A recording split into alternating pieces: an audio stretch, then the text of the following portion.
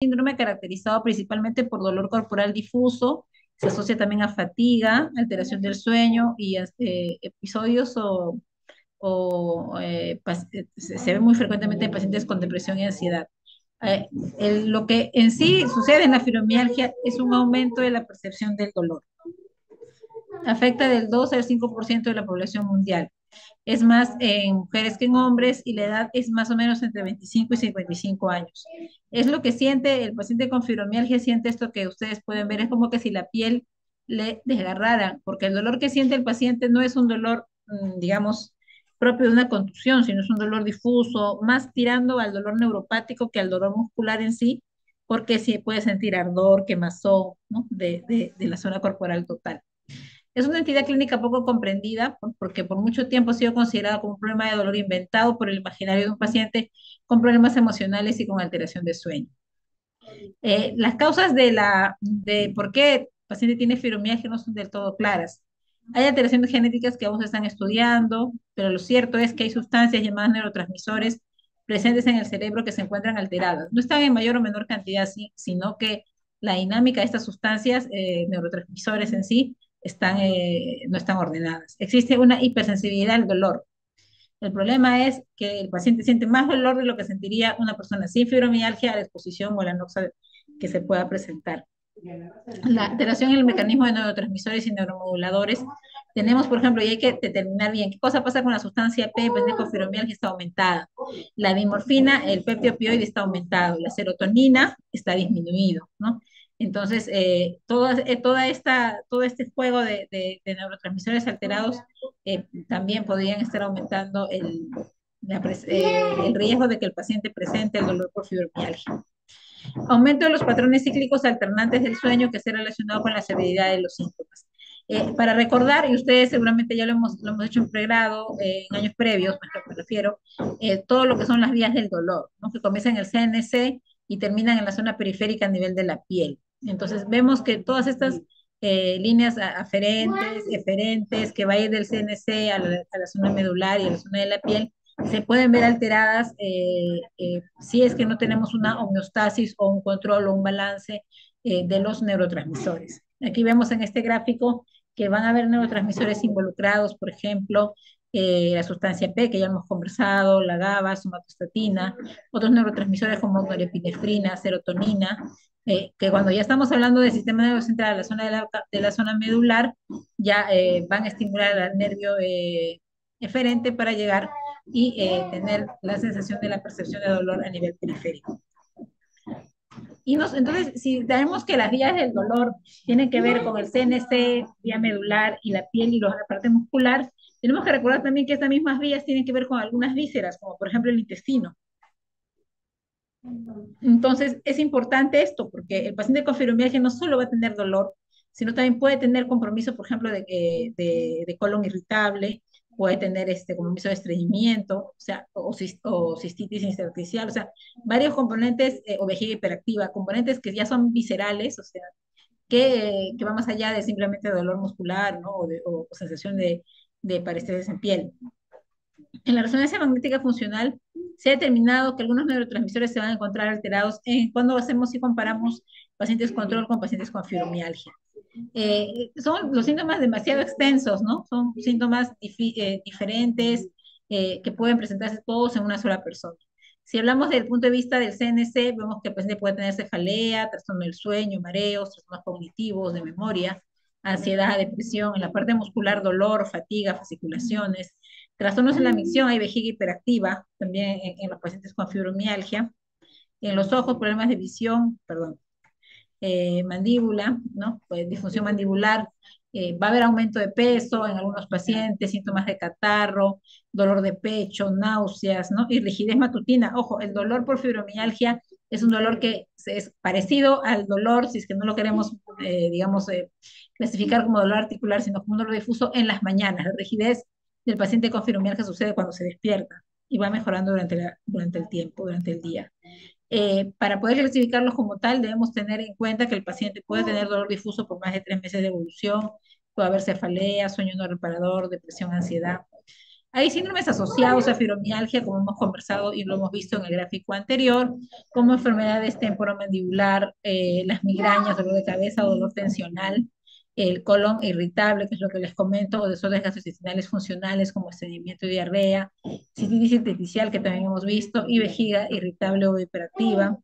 Las pacientes mujeres pueden tener dismenorrea o dolores pélvicos crónicos y vulvodynia. Cuando hablamos de los resultados reportados por los pacientes con fibromialgia, vemos que uno de los principales problemas, por no decir el más importante, es el dolor, ¿no? Y el dolor sucede en las mañanas, hay rigidez en las mañanas es difusa, o sea, no solamente muscular, tendinosa, inclusive va a envolver las zonas articulares, ¿no? Y eso lo podemos evaluar al momento del examen clínico del paciente. La intensidad del dolor también podría ser evaluada por algún test que tenga que ver con esto en la visita al consultorio. También tenemos que evaluar los problemas con la medicación. Todos los medicamentos para fibromialgia, dirigidos para fibromialgia, pueden tener eventos adversos como por ejemplo sueño, letargia, alteración en la concentración. Entonces es importante siempre estar al día con ello, ¿no? A pesar de que sí necesita la medicación, estar atentos con los eventos adversos que se proponga, ¿no? Estos medicamentos pueden producir. La movilidad es hacer ejercicio o hacer algún ciclo de movimiento, por ejemplo, de caminatas o natación, ¿no? Otro importante manejo sería ver lo de la concentración, porque la concentración también se altera en los pacientes con fibromialgia. Eh, Cuando hablamos de la energía, la fatiga es algo que manifiestan mucho los pacientes con fibromialgia.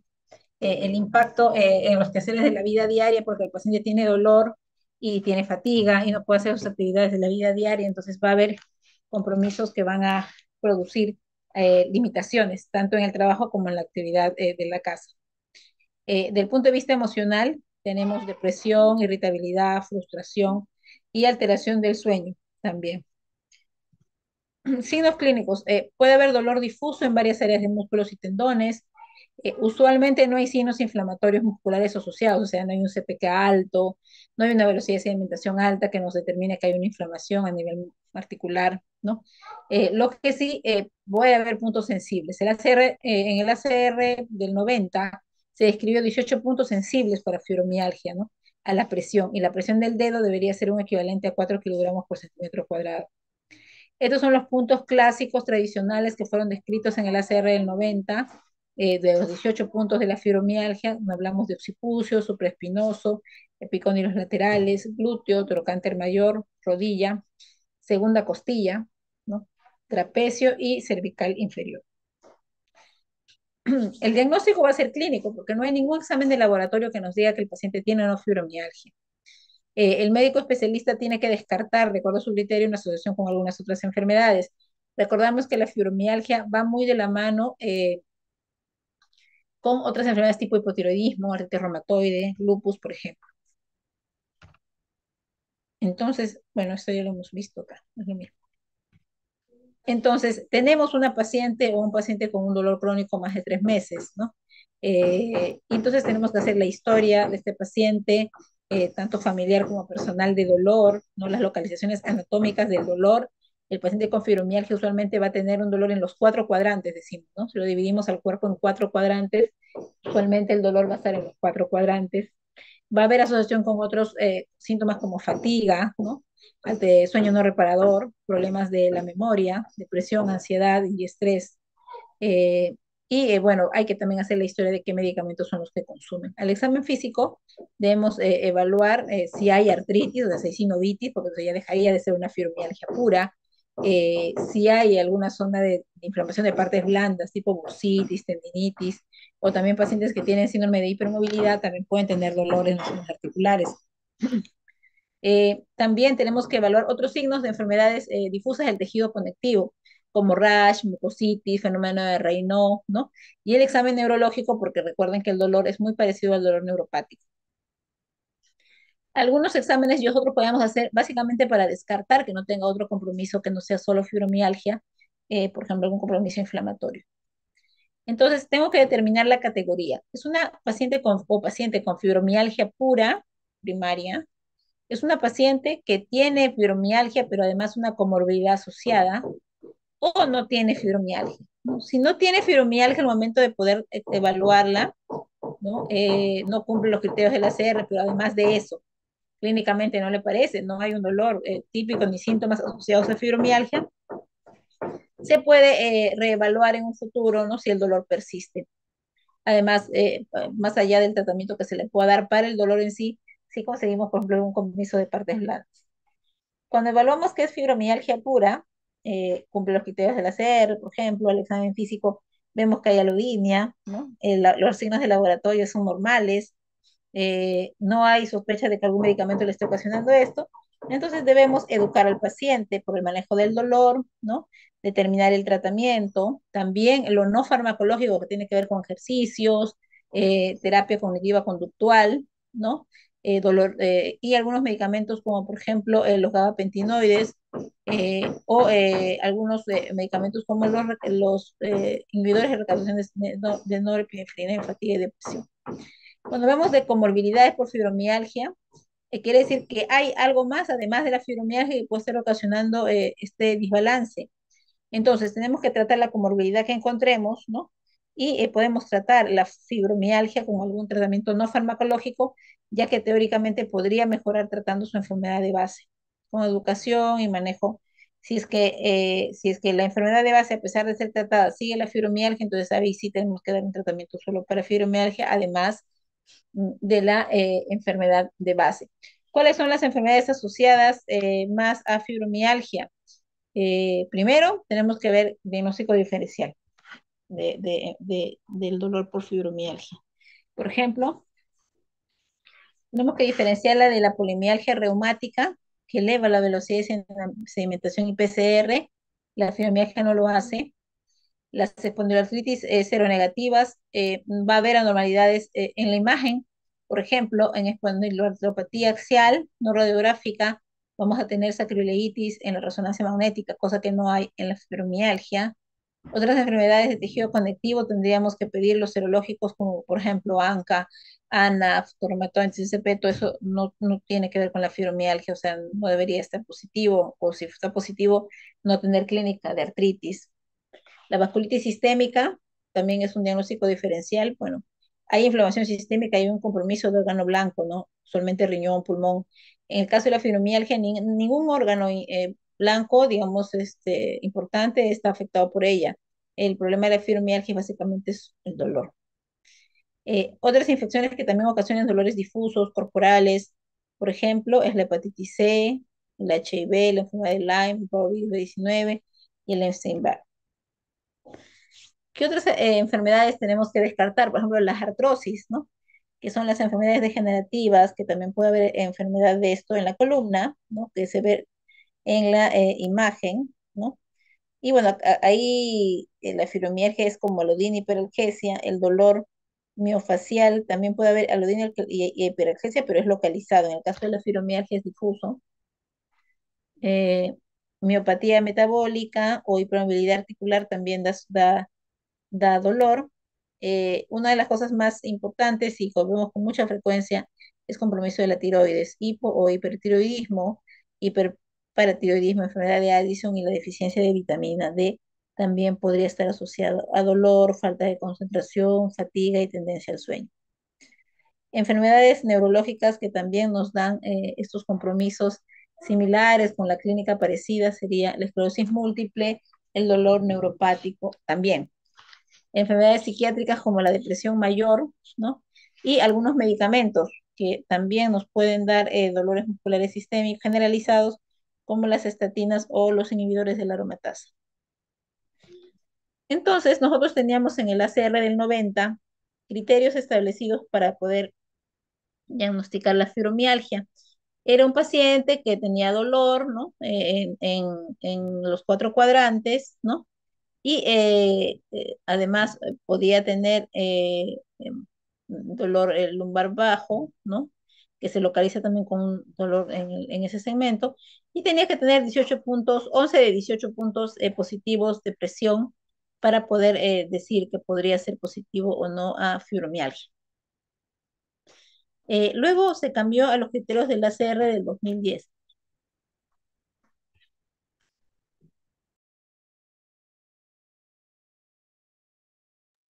Los criterios del ACR del 2010, vemos de que ya tenemos algunos cambios, ¿no?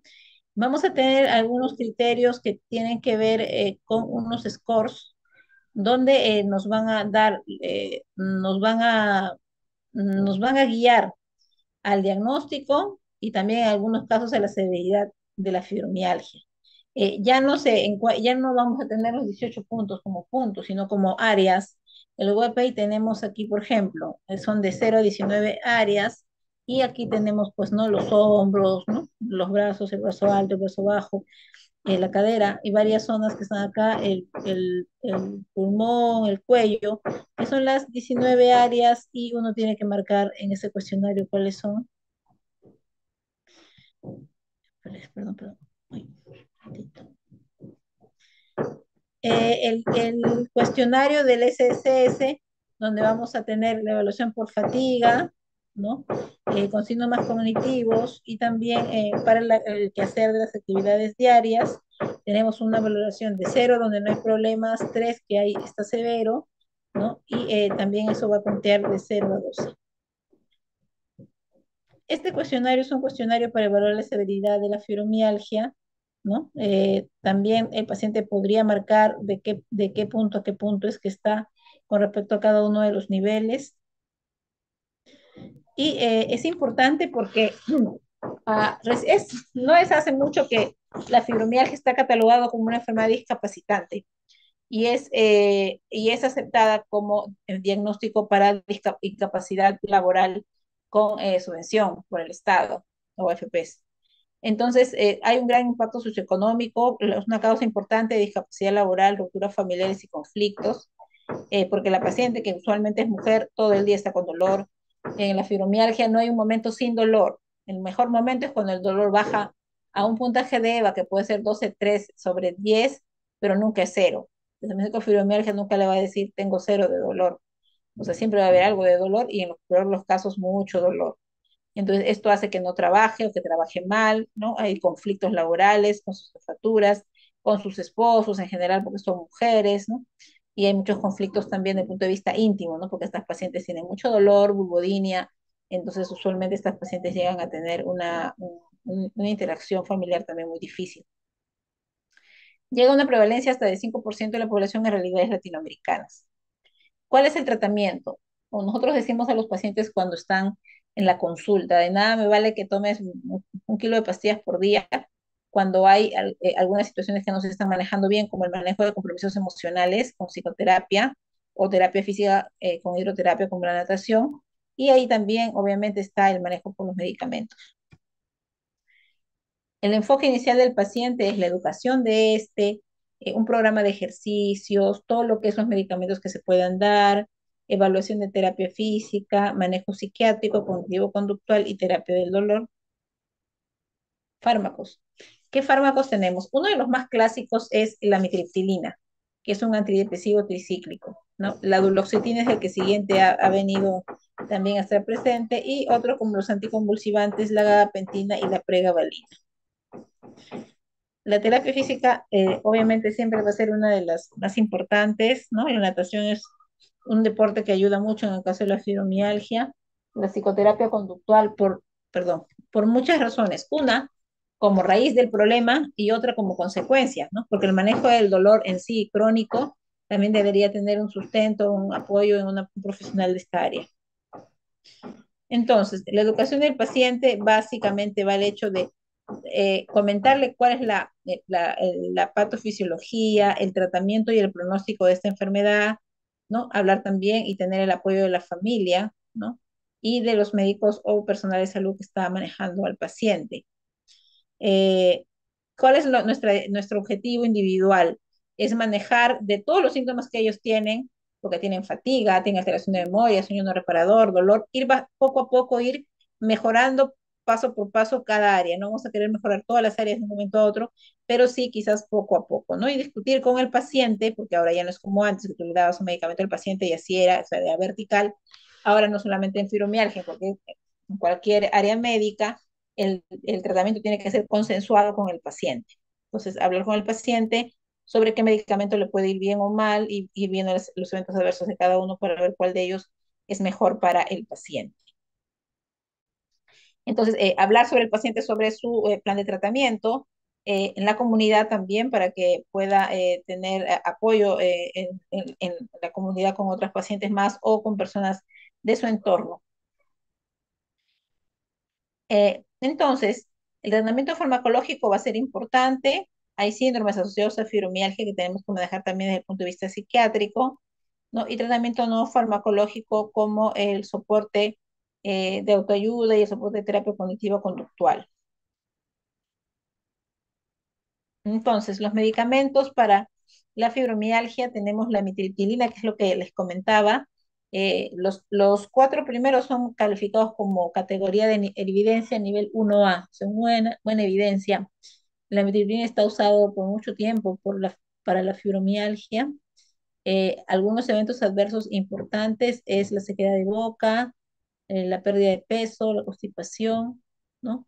Y más bien la duloxetina, que es una de las últimos medicamentos aprobados por la FDA para la fibromialgia, también con una evidencia de 1A, también podría producir náuseas, palpitaciones, taquicardia, hipertensión. Vemos también que la fluoxetina está dentro de los grupos que están con una evidencia 1A, así como la pregabalina y la gabapentina, que también están asociados a ello. Recordar que el problema de la fibromialgia es el dolor. Entonces, muy poco van a ser los antiinflamatorios, por eso que su evidencia es 5D de los AINES. Y el tramadol, con opiáceos, sería 2D, por ejemplo, 5D, pero ocasionan, pues, obviamente, niveles de sedación importantes. Entonces, lo que tenemos que hacer es iniciar el tratamiento con dosis bajas de lo que queramos iniciar, ¿no? Porque si uno le da una dosis plena de cualquiera de los medicamentos, como son medicamentos que van a bloquear la dinámica de los neurotransmisores, va a haber sueño, letargia, y eso puede afectar al paciente. Entonces, usualmente se decide usar por una dosis más baja, luego, por ejemplo, en el caso de la mitriptilina, se puede usar dosis bajas y luego subir. Y cuando hay estudios se ha visto que la metilidina es mejor que la duloxetina para sueño y fatiga, ¿no? Pero quizás la duloxetina es mejor que la metilidina para manejo de dolor. Hay respuestas inadecuadas a los tricíclicos. Algunos cuando ya no tenemos buena respuesta a la metilidina, por ejemplo, ya podemos usar duloxetina o pregabalina o gabapentina. Si no tolera mitriptilina, ¿no? Igual, el manejo es con duloxetina, pregabalina y gabapentina. Y hay combinaciones frecuentes que se da, por ejemplo, duloxetina en la mañana, ¿no? Y en la noche la amitriptilina, por ejemplo, ¿no? O fluoxetina en la mañana y más dosis en la noche de amitriptilina. O sea, se puede ir manejando los medicamentos de tal forma de que la paciente pueda no tener un evento adverso importante. Otros medicamentos para manejo del dolor tendría que ser paracetamol, tramadol, y como es un problema de dolor más que de inflamación, la primera línea va a ser, pues, analgesia para el dolor, no tanto antiinflamatorios. Ahorita estamos en estudio para algunos medicamentos que todavía no están aprobados. Tenemos en fibromialgia, me refiero. En estudio está la memantina, pramipexol y esreboxina. Son estudios que se están haciendo para esto. Ahora, ¿cuáles son las recomendaciones? Estamos viendo en la fibromialgia que es un dolor difuso, crónico, asociado a otros componentes como fatiga, alteración del sueño, sueño no reparador, algunos componentes viscerales como diarrea, estreñimiento, colon irritable, fatiga, depresión, por ejemplo, también fenómeno de Raynaud, está asociado a la fibromialgia. Entonces tenemos que ayudar a nuestro paciente a entender qué es la enfermedad y hacerla, también instar a la comprensión de la familia ante un síndrome real y no imaginario. Es importante para su recuperación. ¿Qué pasa? Como es una mujer usualmente joven, y va a las emergencias, tras emergencia, va, le dice a ella que duele, que no se puede parar, que le duelen las piernas, que no tiene fuerza, entonces le hacen resonancias, todo no encuentran nada, viene el neurólogo, entonces le mandan al psiquiatra, ¿no es cierto? Es mucho, se solapa mucho con el síndrome conversivo. Entonces, esto le crea más angustia a la paciente por no encontrar su diagnóstico y obviamente se siente abandonada desde el punto de vista de atención en salud porque nadie le puede solucionar su problema, uno, y dos, aparentemente pareciera que no creen que tenga un dolor, digamos, real, pero el dolor existe y no es imaginario y hay que cumplir las indicaciones de su médico especialista de que el tratamiento es individualizado. Entonces, esto es interesante porque el manejo va a tener que ser personalizado totalmente, porque los medicamentos que usamos, que es lo que hemos comentado aquí arriba, ¿no? Ahí está, son medicamentos que van a tener eventos adversos, así como ustedes están leyendo, pero tenemos pocos contados en las familias de estos medicamentos que son con evidencia 1A, ¿no? Entonces, mientras tanto, podemos usar, quizás el más barato y bueno, es la mitriptilina, tanto la duloxetina, la fluoxetina y la pregabalina son medicamentos de mayor costo. Eh, ¿Qué otros componentes de enfermedades, digamos, reumáticas también se usa mucho fibromialgia? La artritis reumatoide. Entonces tenemos pacientes con artritis reumatoide que a pesar de estar usando un biológico todavía le duelen, pero el examen es un dolor por fibromialgia. Entonces, el dolor por fibromialgia es más difuso, ¿no? No va a la zona articular solamente, es todo. Mientras tanto, la artritis, por ejemplo, o la artritis por lupus, va a las zonas articulares en sí. Entonces aquí vemos el manejo de los opioides. Eso también tiene que ser con mucha cautela, porque por la personalidad que tiene el paciente, hay riesgo de que pueda hacer dependencia si en caso no se llega a controlar bien la situación. No sé si hay alguna pregunta. Vamos a ver acá. Ujú. Entonces vamos a tener esta imagen de la percepción del dolor. Y, ujú, acá los diagnósticos diferenciales que son importantes para poder determinar si el paciente va a ser tratado por algo más además de la fibromialgia. Doctora, disculpe, buenas tardes. ¿A qué se refería con el síndrome conversivo? Claro, el síndrome conversivo se ha visto en pacientes ansiosas, ¿no? Neuróticas, mujeres jóvenes neuróticas con ganancia secundaria, ¿no? Simulan dolor, ¿no? Para poder una ganancia ya sea emocional, por ejemplo, la pareja o la familia, o una ganancia secundaria laboral. Entonces, por muchos años se ha hablado de conversión, o sea, de un síndrome donde hay somatizaciones, ¿no? Físicas, pero que son manipulables, ¿no? O sea, provienen de la voluntad de la paciente.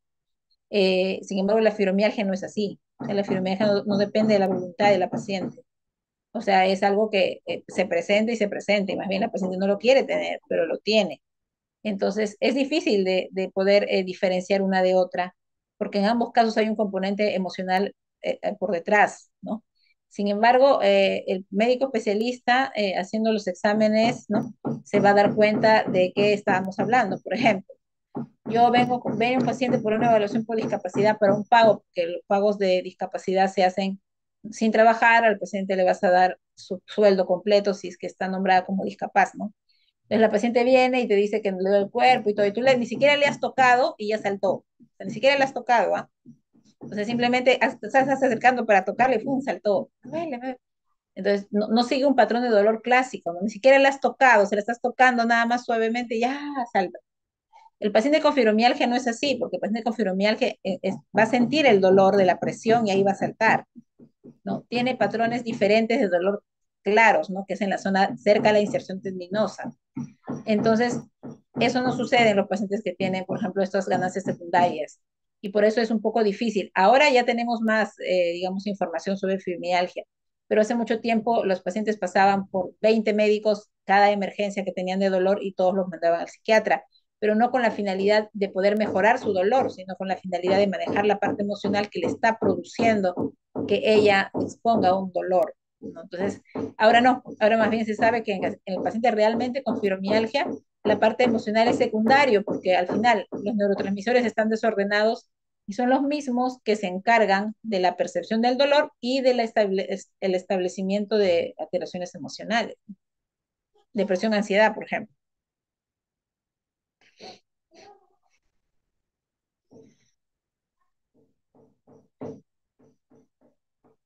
No sé si hay alguna otra pregunta. Uy, perdón. Ya.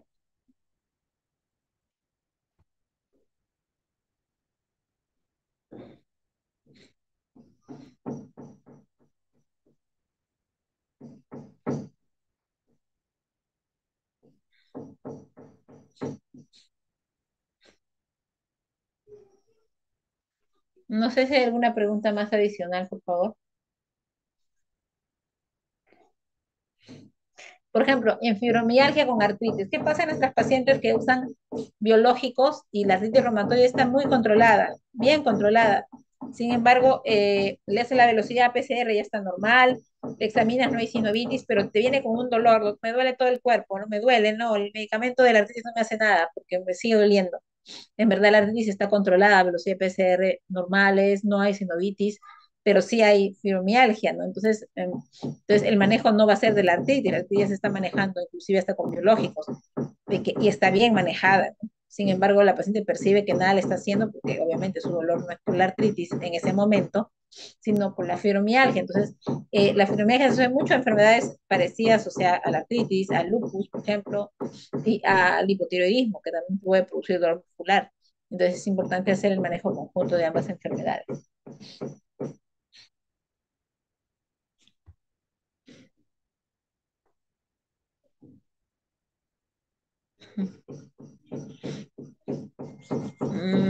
¿Alguien más? ¿Alguna pregunta más? Doctora, tengo una pregunta. Sí. Me gustaría saber si es considerado parte del tratamiento de fibromialgia la estimulación eléctrica transcutánea y cómo podría repercutir en el paciente. Mira Mira que que la estimulación eléctrica no está aprobado actualmente por el ACR para manejo de fibromialgia. Hay estudios anecdóticos, o sea, grupos de estudios, digamos, de grupos de pacientes que se están haciendo como parte de la terapia, dentro de la terapia física, ¿no? Que es lo que llamamos con aparataje, que tiene que ver con, por ejemplo, acupuntura con estímulo eléctrico, que reporten algunos grupos de pacientes alguna mejoría. Sin embargo, no está establecido. ¿Por qué? Porque la percepción del dolor no es la misma que en miofaciales, por ejemplo. Entonces, en los dolores por síndromes miofaciales, sí el estímulo eléctrico o el estímulo de dolor puede soltar al músculo y deja de ser contracturable y por lo tanto mejora. Sin embargo, alguien mandó algo, ya. Sin embargo, en el caso de la fibromialgia, el dolor tiene que ser primero manejado desde el punto de vista médico, o sea, con medicación, y luego ya se hace terapia física, pero la terapia física aeróbica, ¿no? Como natación, por ejemplo, y la acupuntura en el caso de que existiera todavía zonas de contractura muscular que se puedan manejar. No es un dato universal, o sea, no es un tratamiento universal que se esté dando siempre. Un buen grupo de expertos lo aprueban, ¿no? En algún grupo muy selecto de pacientes, pero no es algo que usemos diariamente.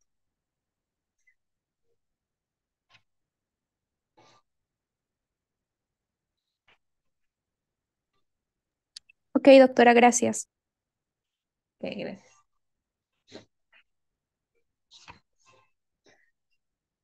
¿Alguna pregunta más? Todo claro, doctora. Ya, muchas gracias chicos, espero que les haya ido bien en el examen. Entonces, cualquier cosa estamos comunicando, si por ahí su delegado me manda un WhatsApp, yo les mando la presentación.